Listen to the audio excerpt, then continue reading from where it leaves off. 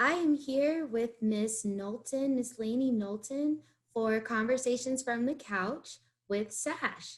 She is going to be presenting on healthy sexuality after betrayal.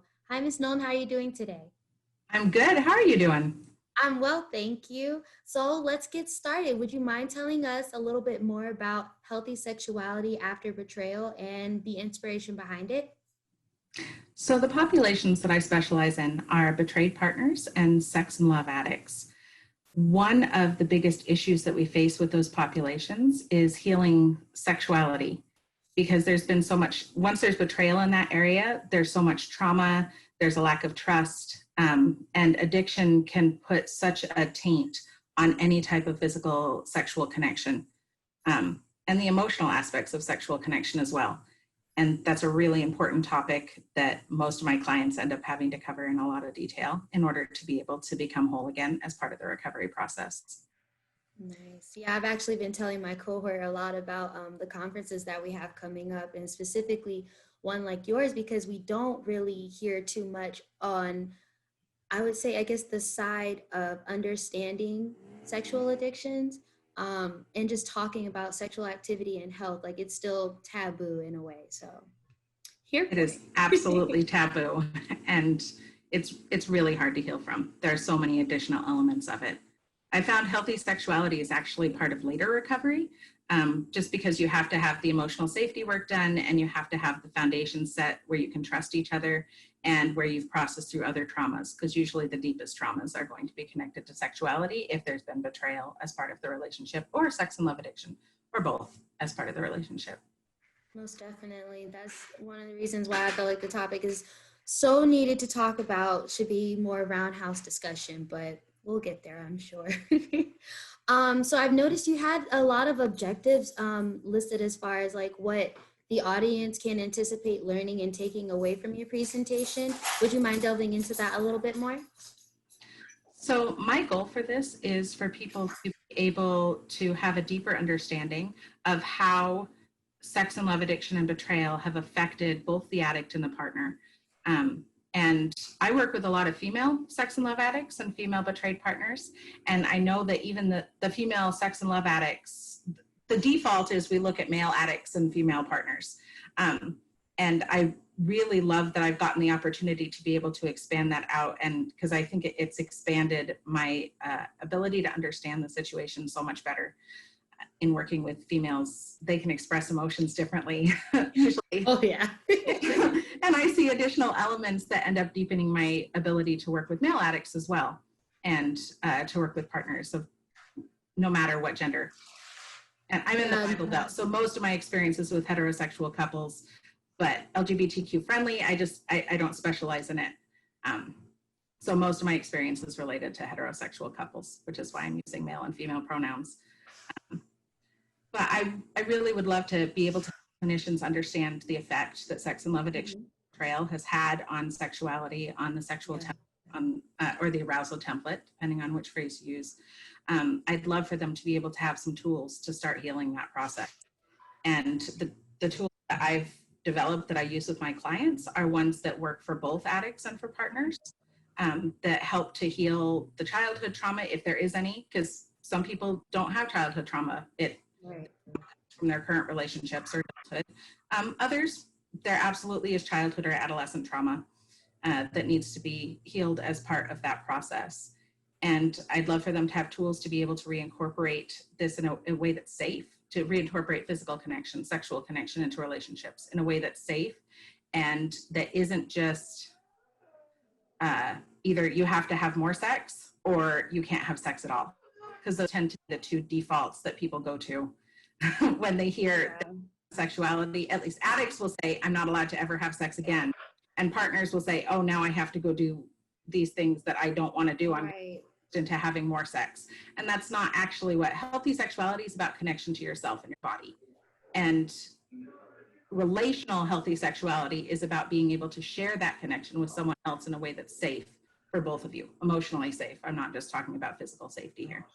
Right. No, that's amazing that you say that, because a lot of the things that you just discussed, I would have not known had it never been a class assignment to actually sit in on, well, we had our choice of any group session, but I chose to attend one for sexual addiction and related illnesses and disabilities. And it really does open up your mind to understanding that this is not something that's contained to one community or one group of people. It's multidimensional as far as our feelings, emotions, and cognitive development. And it goes a long way. Like there is before the healing, there's after the healing, all of it. So we are really appreciative of you bringing this awareness and advocacy, especially just introducing it to other people who come across. So really excited. I'm looking forward to it. I feel really passionate about the topic, and I think it's something that's really necessary to help heal.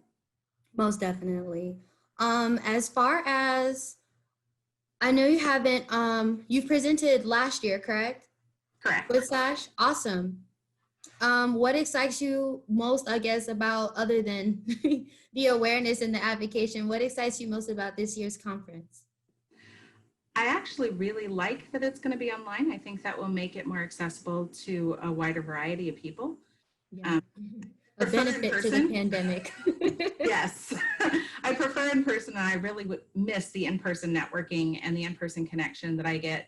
And presentations. I've presented at multiple conferences, and I taught an online class. All the conferences I presented at have been in person. And I love being able to feel the energy in the room and interact with people. And so I will miss that, and I'll see how, I'm not quite sure exactly how that's going to work. It's something all of us, I think, are navigating with the pandemic and the new format that has become. Right. But I'm really looking forward to the idea that we could reach a lot more people with the online format. And the topic, I think, is amazing. I think we don't talk enough, we don't have enough open conversations that are non-judgmental, non-shame based around sex. And sex is part of any healthy adult connection. And sexuality is part of any adult. Yeah. It's just something that's inherent to us, and not being able to have a safe place to talk about it and to actually discuss the things that are connected to it. To me, that's such an important aspect of not only healing from sex addiction betrayal, but for the general population. Yeah, yes, I couldn't agree more. Like you literally hit the nail on the head when you said shame, because I'm just now in that part of my education where I'm learning how shame and guilt is so closely tied and connected to the trauma that people experience, just, regardless of the specifics of it, but trauma just in general, and working through that is having to combat that. So yeah, it's going to be a powerful day. I'm looking forward to the whole conference. I think will be amazing. Yeah, and specifically with COVID, I think that the ability to do online does just allow you to reach a broader audience in general. And so you never know, at least at this point, I really feel like through doing this, that anyone who's felt like, oh, this might not resonate with me, everyone can walk away from something. Absolutely. Learning something from this.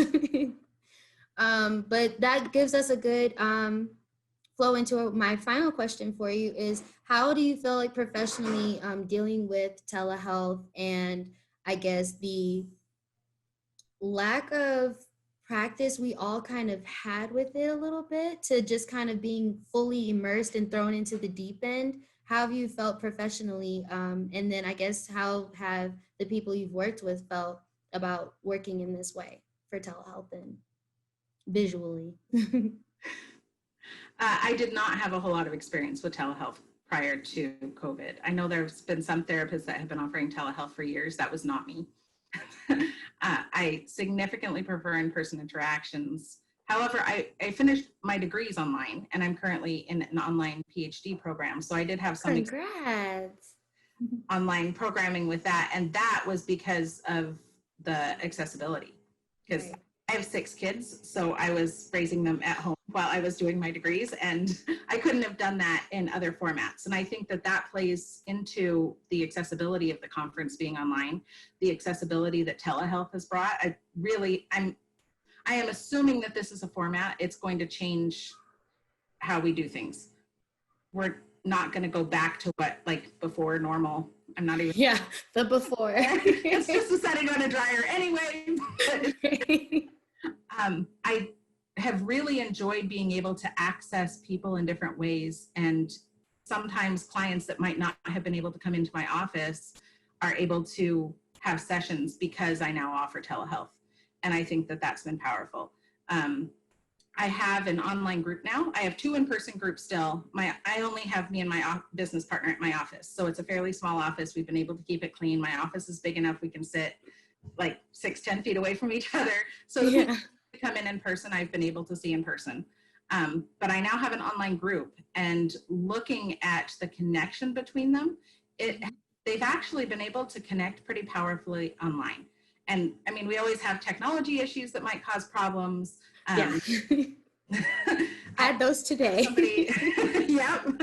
We did have somebody who had to drop out of group because her internet service just wasn't fast enough to be able to keep up. She couldn't know what was going on. So we have those glitches, but the connection that has been able to be formed between these women, because that's a female addicts group, the one that I have that's online, has just been super powerful. And I have also been able to do some online trainings, and in doing those, I'm being connected to people from all over the world. And it's just really amazing to the depth that this has increased our ability to be able to connect to each other. And I think COVID overall has done that. I mean, silver lining. You're right. There's a positive. Yep. We've become much more connected as a world, that we've gone through something that was similar. We all have similar traumas connected to it. And we've had this lack of connection. All of our normal, again, the word normal, our regular forms of connection were taken away very suddenly. So we've had to work to develop the connections. And I think that that's a powerful tool.